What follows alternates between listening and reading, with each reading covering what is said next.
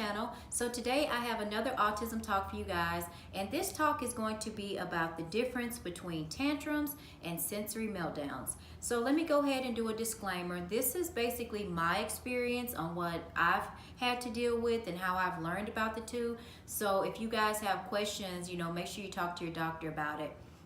But I do have notes. Let's go ahead and get into the video. I think I'll start out by giving you guys, the definition, talking with you guys about what they look like or how they look, and then how you can manage them. So, at a glance, it's very important to remember that tantrums and sensory meltdowns are not the same. It can be hard to tell the difference between them just by looking at an upset child.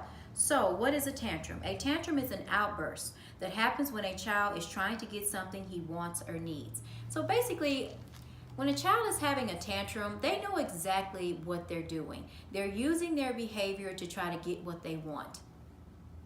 A tantrum can look like yelling, crying, lashing out in an inappropriate behavior, dropping to the floor, just kicking, screaming. I mean, you name it, they'll do it just to try to get your attention. So a tantrum is precipitated by you refusing to give them what they want. So for an example, if they want some candy, but you want them to have an apple instead, you'll see the behavior. If you're not paying them attention and you're paying more attention to if they have a sibling, that could cause a meltdown. If they're at the park and it's time to go and you say, hey, it's time to go, you could see a meltdown that way. So that's basically what it is. They have control over this behavior, you guys. And sometimes during the middle of the tantrums, they'll even stop and look to see, if it's working, if you're watching them. And I mean, it's just very calculated behavior. So to tame tantrums, acknowledge what your child needs without giving in. Make it clear that you understand what he's after. So you could be like, hey, I know you want this candy right now, but if you eat your apple first, then I'll give you the candy later. Or if it's time to leave the park, you can say, it's time to leave the park today, but we'll come back tomorrow. So you see what I mean? You're just kind of acknowledging to them what it is that they want, but you're still gonna be leaving that park. Okay guys, so let's move on into meltdowns. So a meltdown is a reaction to feeling overwhelmed.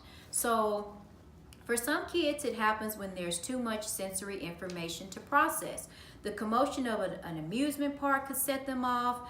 It could be having too much to think about at one time, or a back to school shopping trip. And that's what a meltdown is. So as you can see right off the bat, it's very different. It's not a behavior that they can control. It's a reaction. So if you are at a mall or if you are at an amusement park and you see the meltdown is about to happen, then the best thing to do is to get them into a quiet and calm place.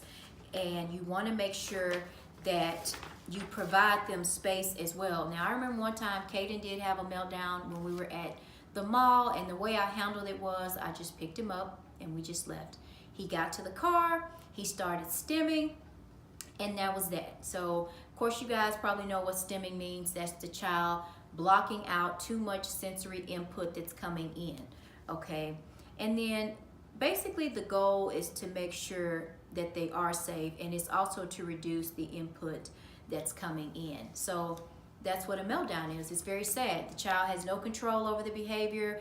They will basically just sometimes not even know how to stop it.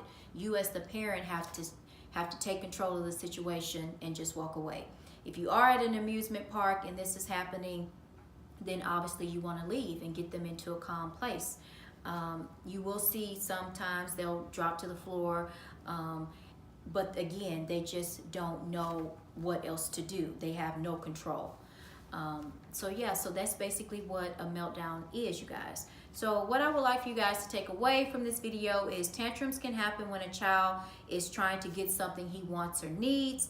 A meltdown occurs when a child feels overwhelmed by his feelings or surroundings. So that is the differences. So I hope you guys learned something from this video. Thank you guys for watching, and I'll see you guys in my next one. Bye.